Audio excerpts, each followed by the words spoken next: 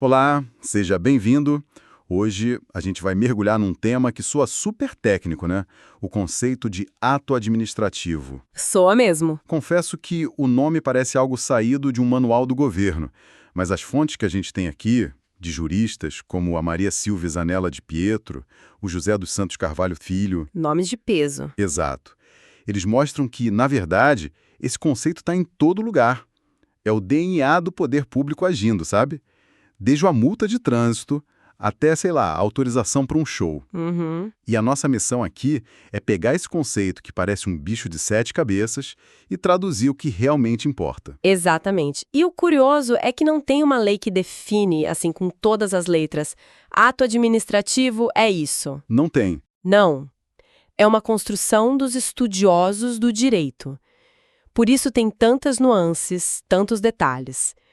Mas quando a gente desmonta o conceito em partes, como a gente vai fazer, ele não só faz sentido, como se revela fundamental para entender como o Estado funciona. E como ele se relaciona com a gente, né? Exatamente.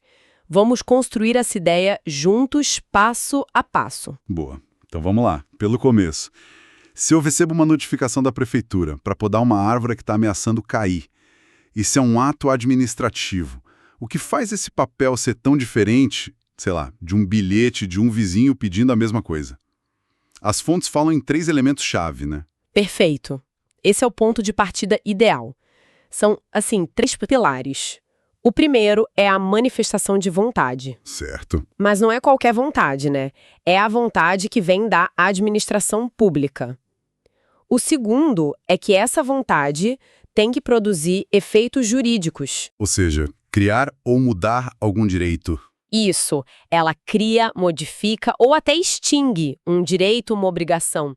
No seu exemplo, ela cria a obrigação de podar a árvore. E o terceiro, que talvez seja o mais importante, é a finalidade. O ato sempre busca o interesse público. Ok. Essa questão da vontade me pegou. As fontes batem muito na tecla de que é diferente do que acontece no direito privado, tipo num contrato de aluguel, o tal do negócio jurídico. Ah, sim. Qual é a grande diferença aqui? A diferença é abissal. No seu contrato de aluguel, a sua vontade e a do proprietário são livres, são autônomas. Vocês negociam o preço, o prazo. As condições, tudo. Tudo é um encontro de vontades. Já no ato administrativo, a vontade do agente público, ela não é pessoal. E nem livre, ela está amarrada, está vinculada à lei. Peraí, então a vontade pessoal do servidor que assina o documento não importa nada, mesmo se ele estiver, sei lá, de mau humor ou se ele pessoalmente discordar da ordem? Exatamente. O mau humor dele é irrelevante para a validade do ato. A vontade que ele manifesta ali no papel não é a dele, João, mas a vontade do cargo que ele ocupa. A vontade da administração. Que, no fim das contas... É a própria vontade da lei. É por isso que aqueles vícios de vontade do direito privado, sabe? Quando alguém te engana para assinar um contrato. Sei, o erro, o dolo... Isso. No direito público é tudo analisado de forma diferente.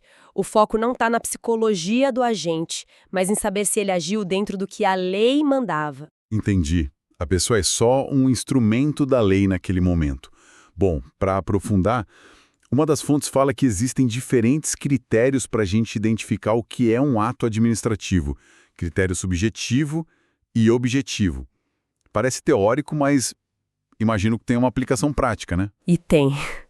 Muita. É o que ajuda a não confundir as coisas. O critério subjetivo, que também chamam de formal, é o mais simples e também o mais falho. Por quê? Porque ele olha só para quem pratica o ato. Por essa lógica, só seria ato administrativo aquilo que vem do Poder Executivo. Prefeituras, ministérios. Ah, então o critério subjetivo é como olhar só para o uniforme da pessoa para saber o que ela faz. Aí ele usa o uniforme do executivo, então o que ele faz é administrativo. Mas pelo que você disse, essa lógica não fecha. Não fecha. Exatamente pela razão que você intuiu. A lógica não fecha porque os outros poderes também trocam de uniforme de vez em quando. Uhum. O legislativo, além de fazer leis, e o judiciário, além de julgar, eles também administram a própria casa. Quando o presidente do Senado autoriza comprar computadores. Ou quando um diretor de fórum dá férias para um servidor. Exatamente. Eles não estão legislando nem julgando, estão administrando. Esses atos têm toda a cara, o cheiro e a forma de atos administrativos. O critério subjetivo simplesmente ignoraria tudo isso. Mas espera aí, se o legislativo e o judiciário também fazem atos administrativos, isso não bagunça um pouco aquela ideia de separação de poderes que a gente aprende? Ótima pergunta. Não bagunça, mas mostra que a separação não é tão rígida, sabe? Com caixinhas isoladas. Cada poder tem sua função principal, atípica, mas também exerce em menor grau as funções dos outros. As funções atípicas. Isso. Administrar é a função atípica do legislativo e do judiciário. E é por isso que a gente precisa de um critério melhor que olhe para a ação em si. Que seria, então, o critério objetivo. Em vez de perguntar quem fez, ele pergunta o que foi feito. É isso. Não importa o uniforme, importa a jogada. Perfeito, a analogia é essa. O critério objetivo ou material é o mais aceito hoje. Ele foca na natureza da função. E as fontes nos dizem que a função administrativa tem características claras. Ela aplica a lei de forma concreta e imediata. Nos casos do dia a dia. Exato. E, ponto fundamental, ela está sempre sujeita ao controle do Poder Judiciário. Se o ato se encaixa nisso, bingo, é um ato administrativo, não importa se veio do prefeito, do presidente do Congresso ou do diretor do STF. Certo, agora as peças estão se encaixando. Com base nisso tudo, a autora Maria Silvia Zanella de Pietro. A de Pietro? Isso. Ela cria uma definição que parece um resumo da ópera. Ela diz que o ato administrativo é a declaração do Estado, ou de quem o represente, que produz efeitos jurídicos imediatos, com observância da lei, sob regime jurídico de direito público e sujeita a controle pelo Poder Judiciário. Ufa, é longa, né? Mas cada palavra aí parece ter um peso. E tem. Essa definição é uma das mais respeitadas por ser um quebra-cabeça completo. Vão montar ele?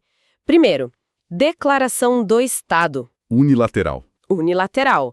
A administração não pede, ela declara, ela afirma, ela impõe.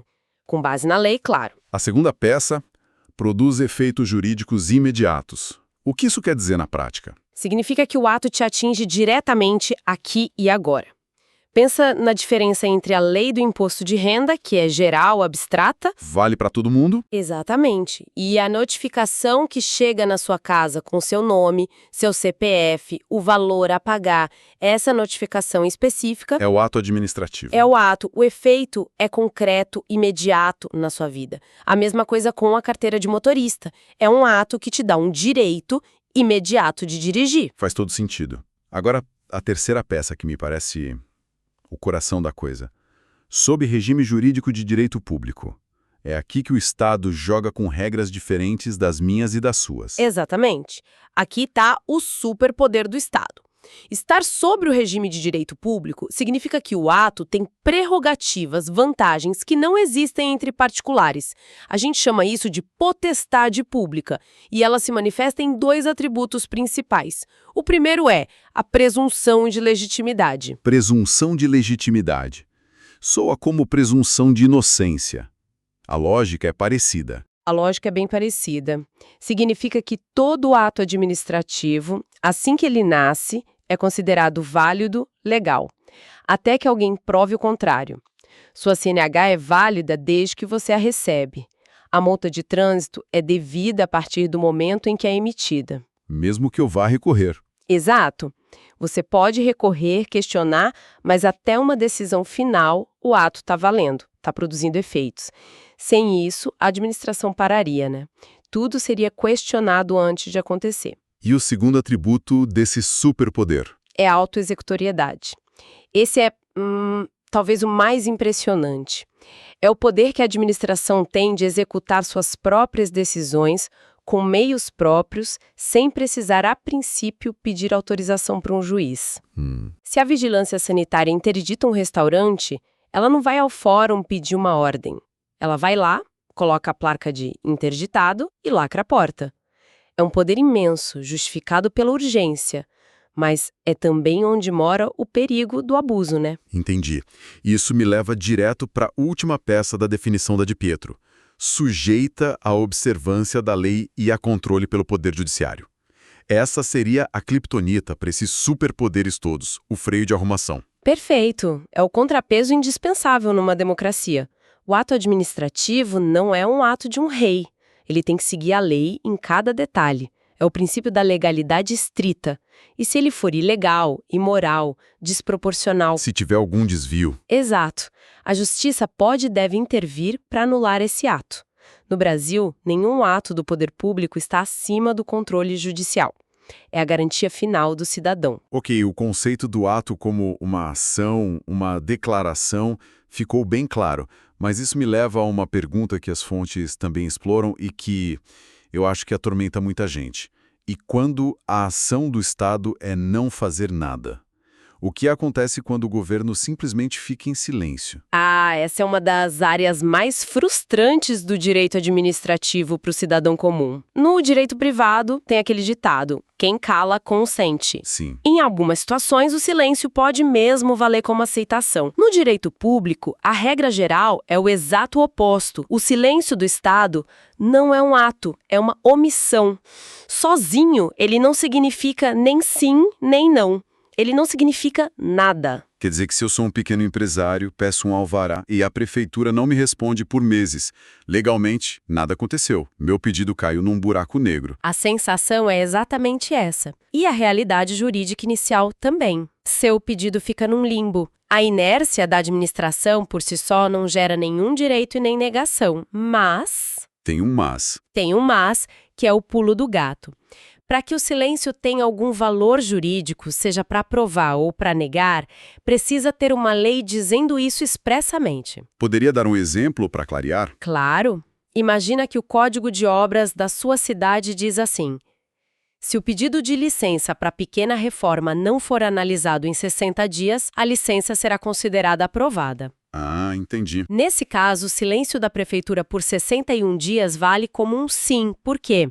Porque a lei deu voz a esse silêncio. Por outro lado, a lei poderia dizer que a ausência de resposta ao recurso em 5 dias implica sua negação. Aí, o silêncio vale não. O ponto central é, o silêncio só fala quando a lei manda e diz exatamente o que ele deve dizer. E na maioria dos casos, quando não tem lei nenhuma falando sobre o silêncio, o que o cidadão que está no limbo, como nosso empresário, pode fazer?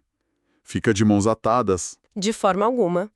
Se a lei não diz nada, o silêncio é só o que ele parece ser, uma falha do poder público, um descumprimento do dever de decidir. Nesse caso, o empresário não pode simplesmente abrir as portas. O caminho correto é ir à justiça. Com que tipo de ação? Geralmente se usa um mandado de segurança. E o que o juiz faz nesse caso? Ele mesmo dá o alvará? Não, e essa é uma distinção importante. O juiz não vai analisar o mérito para ver se o empresário tem ou não direito ao alvará. O judiciário não pode se substituir ao administrador. O que o juiz faz é dar uma ordem para que a prefeitura cumpra o seu dever. Do tipo, prefeitura, você tem X dias para analisar o pedido e dar uma resposta. Exatamente. Seja ela positiva ou negativa. O judiciário força o fim do silêncio, obriga a administração a se manifestar. O silêncio não pode ser um obstáculo eterno ao direito das pessoas. Uau, isso é muito esclarecedor. Então, fechando o ciclo, a gente pode dizer que o ato administrativo é essa declaração de vontade do Estado que age de forma unilateral, tipo um ator que tem um roteiro definido pela lei? Exato. Um ator que sobe no palco com poderes especiais, como a presunção de legitimidade e a autoexecutoriedade, Certo. que permitem que ele haja com eficácia para buscar o interesse de todos. Mas, ao mesmo tempo, é um ator que está sendo vigiado o tempo todo pela plateia e pelos críticos. A lei e a justiça, que podem anular a performance dele se ele sai do roteiro ou agir de forma abusiva. Você resumiu perfeitamente. É essa tensão constante entre o poder de agir e o dever de obedecer à lei que define a essência do ato administrativo num Estado de direito. Acho que depois dessa conversa, o tal ato administrativo ficou bem menos assustador e muito mais concreto.